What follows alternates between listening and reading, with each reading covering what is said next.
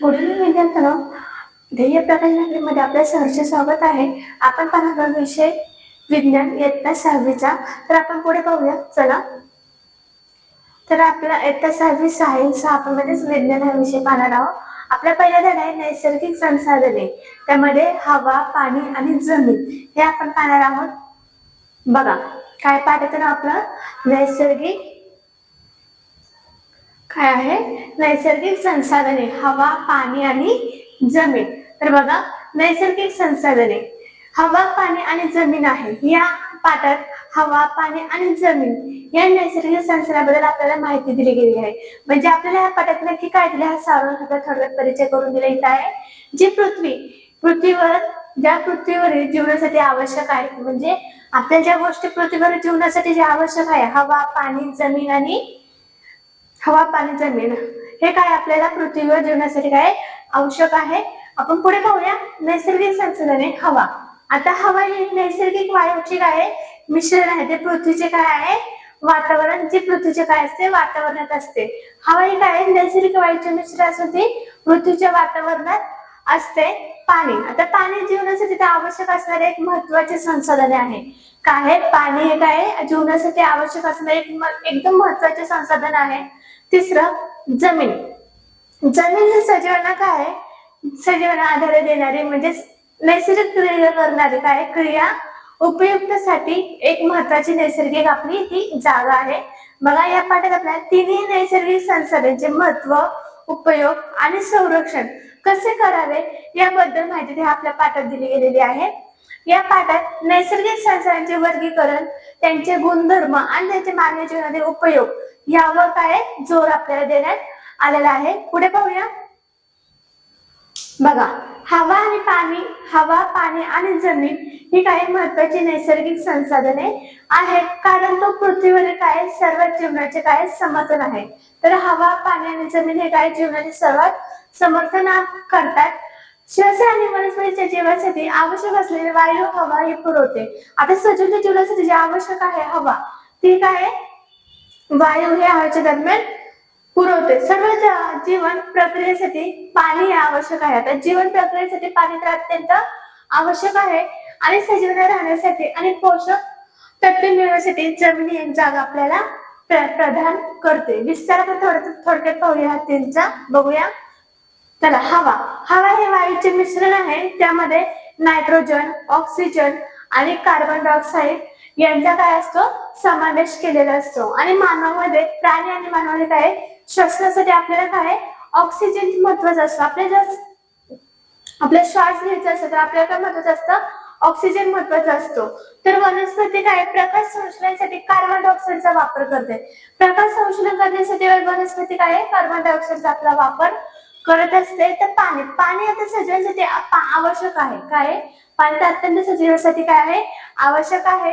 ते पचन, पोषक तत्वांचे वाहतूक आणि शरीराचे तापमान राखणे यासारख्या विविध जीवनाच्या प्रक्रियेमध्ये तो सहभागी आहे. आता जमीन. जमीन वनस्पती आणि प्राण्यांना राहण्यासाठी आणि वाढवण्यासाठी काय जागा प्रदान करते. हे वनस्पतीच्या वाढीसाठी काय आवश्यक खनिजे देखील प्रदान करते. आणि शेती, बांधकाम आणि वाहतूक यासारख्या विविध मानवी क्रियाकलापांना काय ती समर्थन करते. पुढे पाहूया.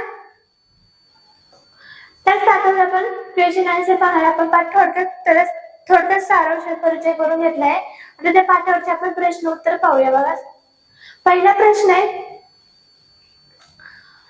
खालील पैकी नैसर्गिक संसाधने कोणते नाही. तर ऑप्शन आहे हवा, पाणी, माती, प्लास्टिक. तर कोणतं संसाधन नाहीये नैसर्गिक संसाधन प्लास्टिक. काय आहे प्लास्टिक. दुसरा प्रश्न आहे, हवा कशासाठी आवश्यक आहे. श्वास घेण्यासाठी, वनस्पतीसाठी, अन्न का घरांसाठी का वाहतुकीसाठी. तर ऑक्सिजन आपल्याला श्वास घेण्यासाठी अत्यंत उपयोगी आहे. तर आपला ऑप्शन ए मध्ये करेक्ट असेल. तिसरा प्रश्न आहे, पाणी कशासाठी आवश्यक आहे. पिण्यासाठी, शेतीसाठी का स्वच्छतेसाठी. तर काय पाणी काय बऱ्यापैकी आपल्याला वरीलपैकी काय आपल्याला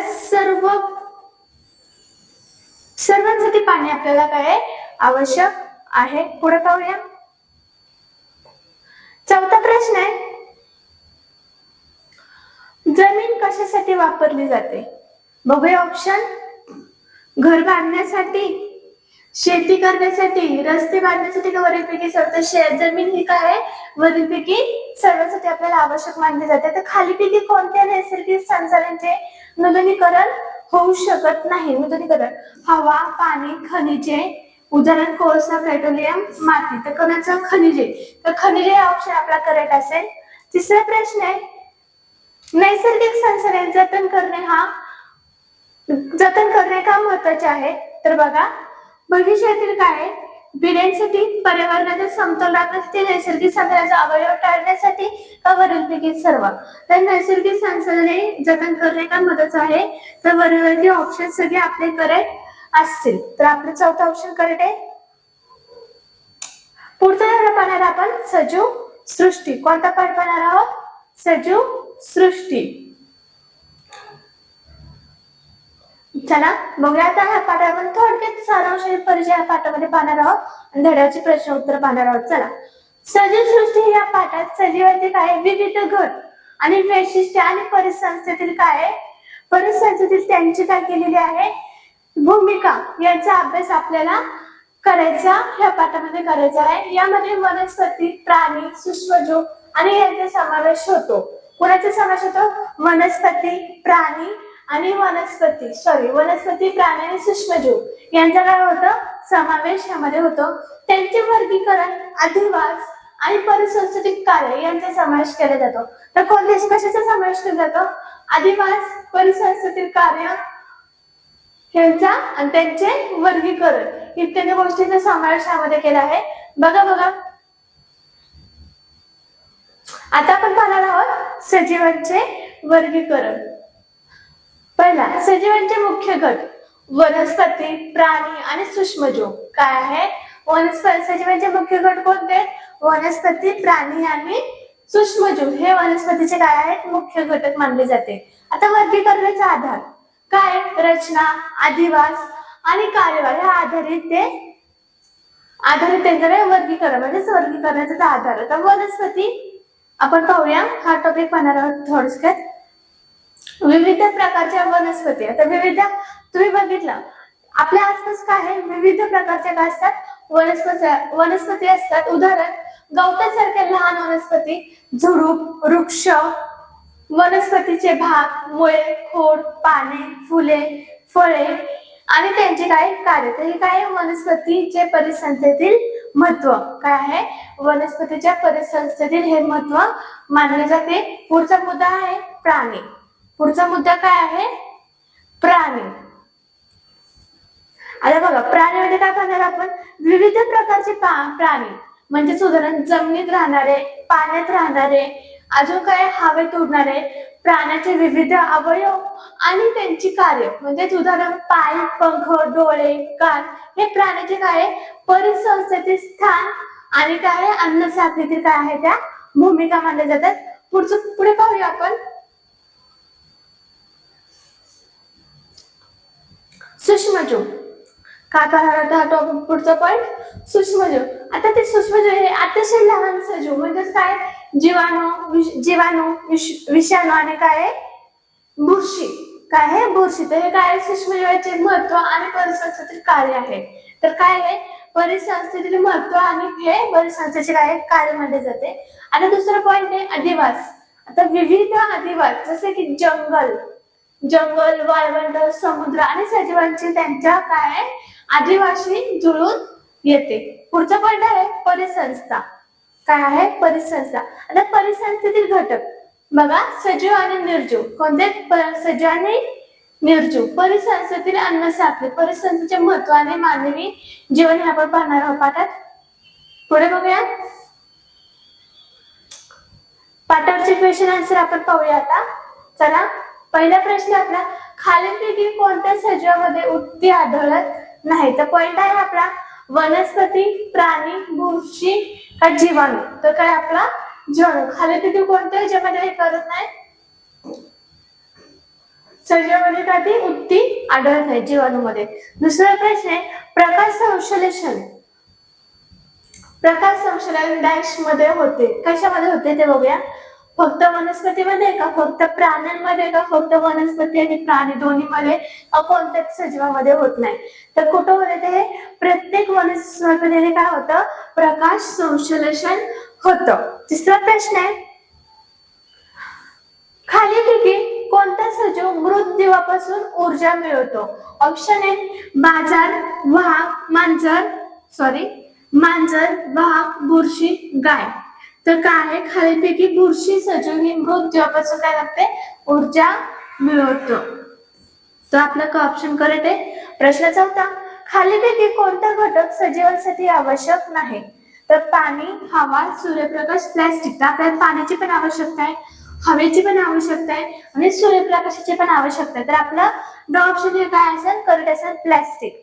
तर खालील बघा पाचवा प्रश्न खालीलपैकी कोणत्या सजीवाला उत्पादक म्हणतात. बघा मांजर, वाघ, वनस्पती का बुरशी. तर वनस्पती. कशाला म्हणतात, खालीलपैकी वनस्पती सजीवाला काय म्हणतो आपण, उत्पादक म्हणले जाते. पुढे पाहूया आपण सहावा प्रश्न डॅश हा एकपेशीय सजीव आहे.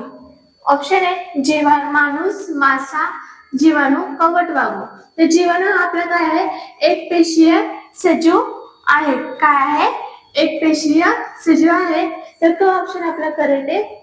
प्रश्न सातवा खालीलपैकी कोणता प्राणी निशाचर आहे. बघा वाघ, मांजर, वटवाघूळ की गाय.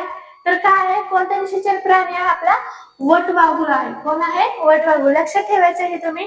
प्रश्न आठवा आहे डॅश हे सजीवांचे वर्गीकरण करण्यासाठी वापरले जाते. रंग, आकार, अधिवास यापैकी नाही, यापैकी सर्व. तर सजीवांचे वर्गीकरण करण्यासाठी यापैकी रंगाचा पण वापर करतात, आकार, आदिवास यापैकी म्हणजे सर्वांचा वापर करतात. तर डी ऑप्शन आपला करेक्ट असेल. तर नववा प्रश्न आहे वनस्पतीमध्ये अन्न तयार करण्यासाठी प्रक्रिया डॅशच्या सहाय्याने होते. बघा ऑप्शन आहे मुळे, पाने, खोड, फुले. तर पाने ऑप्शन आपला करेक्ट असेल. आपण पुढचा पाठ पाहूया. तिसरा पाठ आहे आपला सजीवातील विविधता आणि वर्गीकरण. काय आहे, सजीवातील विविधता आणि वर्गीकरण. बघा ह्या पाठामध्ये नक्की आपण काय पाहणार आहे, थोडक्यात जाणून घेणार आहोत. बघा सजीवांमध्ये असलेली विविधता आणि त्यांचे वर्गीकरण. या पाठात काय आपल्याला पृथ्वीवरील विविध सजीवांचे गट आणि त्यांचे वैशिष्ट्य यांचा काय अभ्यास आपण करणार आहोत. वर्गीकरण म्हणजे सजीवांना काय त्यांच्या समान गुणधर्माच्या आधारावर वेगवेगळ्या गटांमध्ये विभागणे. म्हणजे काय समान गुणधर्माच्या आधारावर काय वेगवेगळ्या गटांमध्ये विभागले जाते. त्यामुळे सजीवांचा अभ्यास करणे आपल्याला काय होते, सोपे जाते. बघा पुढचा पॉइंट आहे आपली विविधता. आता विविधता म्हणजे काय, पृथ्वीवर अनेक प्रकारचे सजीव आढळतात. काय होतात, अनेक प्रकारचे सजीव आढळतात, जसे की वनस्पती, प्राणी, कीटक, सूक्ष्मजीव इत्यादी. तर या सजीवांमध्ये आकार, रंग, रचना, अधिवास म्हणजेच राहण्याची जागा आणि जीवनशैली ह्या विविधता आढळून येतात. तर सजीवांमध्ये कोणकोणत्या विविधता आढळून येतात, वनस्पती आहेत बघा, आणि वनस्पती, प्राणी, कीटक हे सूक्ष्मजीव ह्या प्रकारचे काय आपल्या इथे काय आहे, पृथ्वीवर हे सजीव आपल्याला आढळून येतात. त्यांच्यामध्ये आकार, रंग, रचना, अधिवास म्हणजे राहण्याची जागा आणि जीवनशैली यामध्ये काय असते, आपल्याला विविधता आढळून येते. पुढे पाहूया आपण वर्गीकरण पाहू. चला वर्गीकरण म्हणजे काय बघा. वर्गीकरण म्हणजे काय, सजीवांना त्यांच्या समान गुणधर्माच्या आधारावर गट आणि किंवा विभागणी करणे. वर्गीकरण म्हणजेच काय, सजीवांना त्यांच्या समान गुणधर्मांच्या आधारावर गट किंवा विभागणी करणे म्हणजेच काय आपलं वर्गीकरण होय. दुसरा पॉइंट आहे आपला वनस्पती. आता तर वनस्पती त्यांच्या पानाच्या, फुलाच्या आणि काय फळांच्या आधारावर काय विविध गटांमध्ये काय असते ती विभागली जाते. तर प्राणी, पुढचा पॉइंट आहे आपला प्राणी. प्राण्यांना पाठीचा कणा आहे की नाही, त्यांचे शरीर कसे आहे इत्यादी गुणधर्माचे आधारावर ते विभागले जाते. कोणत्या भागात विभागले जाते, पाठीच्या प्राण्याच्या पाठीचा कणा आणि शरीर कसे आहे इत्यादी काय गुणधर्म ते आधारात विभागले जाते. पुढचा पॉइंट आहे सूक्ष्मजीव. सूक्ष्मजीव हे अतिशय लहान असल्याने ते आपल्याला उघड्या डोळ्याने दिसत नाही. तर हे सूक्ष्मजीव तुम्ही सूक्ष्मजीव असं पाहिलं तर तुम्हाला तो दिसणार नाही. तो आधी एकदम एकदम म्हणजे लहान असतो, तो आपल्या डोळ्याने कधी दिसत नाही. त्यांना विशेष सूक्ष्मदर्शकांनी सूक्ष्मदर्शकाखाली पाहिले जाते. म्हणजे जे सूक्ष्मदर्शक असतं त्याच्या खाली म्हणजे तुम्ही प्रयोगशाळेत पाहिलेच असेल सूक्ष्मदर्शक असतं त्याच्या खाली काय दिसते सूक्ष्मजीव आपल्याला खाली दिसत असतात आणि त्यांच्या गुणधर्माच्या आधारे त्यांचे आपण वर्गीकरण म्हणजे त्यांच्याच गुणधर्माच्या आधारे आपण त्यांचे वर्गीकरण करतो. पुढे पाहूया आता वर्गीकरणाचे काय फायदे. बघा अभ्यास करणे सोपे जाते. जसे वर्गीकरणामुळे सजीवांचा अभ्यास करणे सोपे जाते कारण एका गटातील सजीवांचे गुणधर्म आपल्या इतर सजीवांचे गुणधर्म समजून घेण्यास होते मदत करतात. दुसरा नवीन गोष्टींचा शोध. वर्गीकरणामुळे काय होतं आपल्याला नवीन सजीवांचा शोध घेणे आणि त्यांचा अभ्यास करणे आपल्याला होते सोपे जाते. पुढचा मुद्दा आहे पर्यावरणाचा अभ्यास. वर्गीकरणामुळे पर्यावरणातील सजीवांचे महत्व आणि त्यांच्या भूमिका समजण्यास आपल्याला मदत मिळते. उदाहरणे वनस्पती, झाड, वेली, झुडूप, तृण म्हणजेच गवत इत्यादी. प्राणीमध्ये सस्तन प्राणी, पक्षी, सरपटणारे प्राणी, उभयचर प्राणी आता इत्यादी. इतर म्हणजे सूक्ष्मजीव, जीवाणू, विषाणू व कवक इत्यादी काय उदाहरणे आपल्याला दिली गेलेली आहे. पुढे पाहूया पाठावरचे प्रश्न उत्तर पाहू आपण. पहा खालीलपैकी कोणत्या सजीवात पेशीभित्ती नसते. बघा पॉइंट दिलेत आपल्याला बुरशी, शेवाळ, वनस्पती का प्राणी. तर कशामध्ये नसते बुरशी पेशीभित्त प्राण्यांमध्ये नसते. तर ऑप्शन डी आपला हा करेक्ट असेल. दुसरा प्रश्न आहे पेशी म्हणजे सेल म्हणजेच काय. पेशी म्हणजे काय सजीवांचे रचनात्मक आणि कार्यात्मक घटक का फक्त रचनात्मक का फक्त कार्यात्मक का यापैकी कोणतेच नाही. तर आपला ऑप्शन करेक्ट ए असेल सजीवांचे कार्यात्मक आणि रचनात्मक घटक होय. तर आपला ए ऑप्शन करेक्ट असेल. पुढचा प्रश्न पाहूया आपण. बघा चौथा प्रश्न आहे खालीलपैकी कोणत्या प्राण्याचे शरीर मऊ असते आणि त्याला कवटी नसते. मासा, खेकडा, गोगलगाय, साप. तर आपलं उत्तर असेल गोगलगाय. ज्याला काही पाठीचा शरीर एकदम मऊ असेल त्याला कवटी नसते. तर प्रश्न 5 आहे वनस्पतीचे वर्गीकरण प्रामुख्याने कशाच्या आधारावर केले जाते. पानाच्या आकारावर, फुलांच्या रंगावर, बियांच्या प्रकारावर, खोडांच्या उंचीवर. तर बियांच्या प्रकारावर वनस्पतीचे वर्गीकरण प्रामुख्याने आधारावर केले जाते. प्रश्न 6 शेवाळ हे कोणत्या प्रकारचे सजीव आहेत. वनस्पती, प्राणी, बुरशी का एक पेशीय सजीव. तर काय आहे वनस्पती हे आपले काय शेवाळ प्रकारचे एक सजीव आहे. प्रश्न 7 आहे कीटक या गटातील प्राण्यांना किती पाय असतात. 2, 4, 6, 8. कीटक या प्राण्या गटातील काय आहे 6 पाय असतात. पुढे पाहूया पुढचा टॉपिक आहे आपला आपत्ती व्यवस्थापन. काय आहे आपत्ती व्यवस्थापन. चला पाहूया आता आपण. तर आपत्ती व्यवस्थापन या पाठात आपण नैसर्गिक आणि मानव निर्मिती आपत्ती त्या कशा हाताळायच्या त्या व्यवस्थापनाचे महत्व याबद्दल माहिती आपल्या पाठात दिली गेली आहे. ते थोडक्यातच पाहणार आहोत आपण. बघा तर नैसर्गिक आपत्ती. नैसर्गिक भूकंप पृथ्वीच्या पृष्ठभागावर होणारे हादरे म्हणजे भूकंप येतात.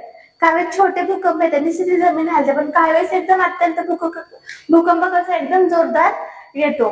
पूर नद्यांना येणारे मोठे पूर. तुम्ही पूर आलेला पाहिला असेल. नद्यांना अशा वेगवेगळे फेस येतात तुम्ही आता बघितला असेल. आनंदच्या इंग्रज नदीला पूर आलता तो तुम्ही पाहिलाच असेल.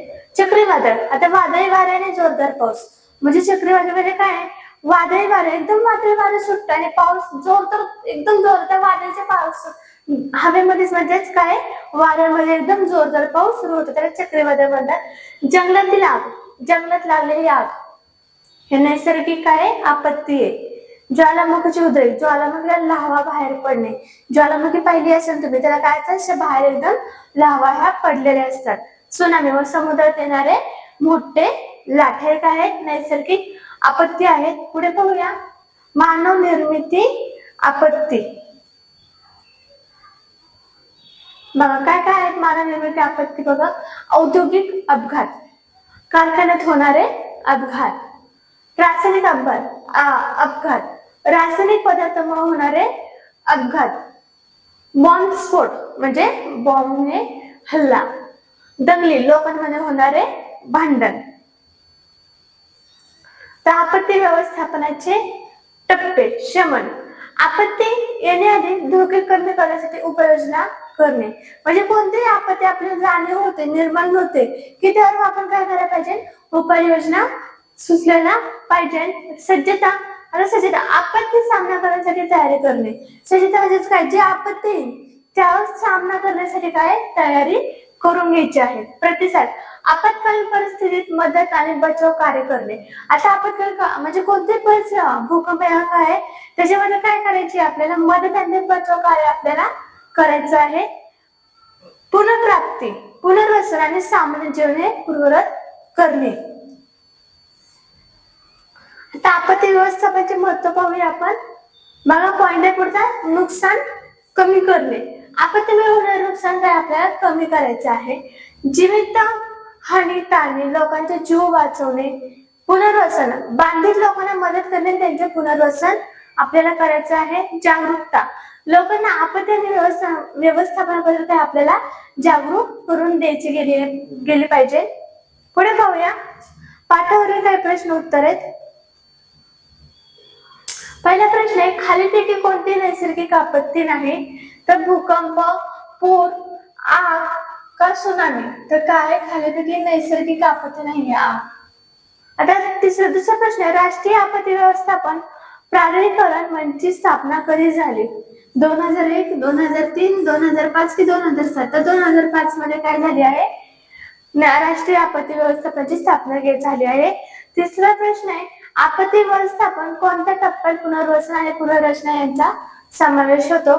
आपत्तीपूर्व का आपत्ती का आपत्ती पश्चाताप का प्रतिबंध. तर आपला ऑप्शन करेक्ट असेल आपत्ती पश्चात का ऑप्शन आपला करेक्ट असेल. पुढे पाहूया चौथा प्रश्न आहे, भूकंप होण्याची कारणे काय आहेत. बघा अतिवृष्टी, भूकवचातील हालचाली का ज्वालामुखीचा उद्रेक का मानवी हस्तक्षेप. तर आपला ऑप्शन करेक्ट असेल ब, भूकवचातील हालचाली, हे आपला ऑप्शन करेक्ट असेल. पाचवा प्रश्न आहे, आपत्कालीन म्हणजे काय. पहिला आहे मुद्दा आपला नेहमीची परिस्थिती, संकट काळ, आनंदाची वेळ का सामान्य घटना. तर आपत्कालीन म्हणजे की आपला संकट काळ. तर काय आहे संकट काळ. तर आपला ब ऑप्शन करेक्ट आहे. तिसरा प्रश्न आहे, शमन म्हणजे काय. आता ऑप्शन दिलेत खाली ते बघूया, आपण वाचूया. आपत्ती नंतरची मदत, आपत्तीची तीव्रता कमी करणे, आपत्तीचा अंदाज घेणे का आपत्तीसाठी तयार करणे. तर काय आहे आपत्तीची काय तीव्रता आपल्याला कमी करणे. पुढे पाहूया. थँक्यू सो मच मुलांनो, आपण हे आपले 4 पाठ 6वीचे पाहिले आहेत.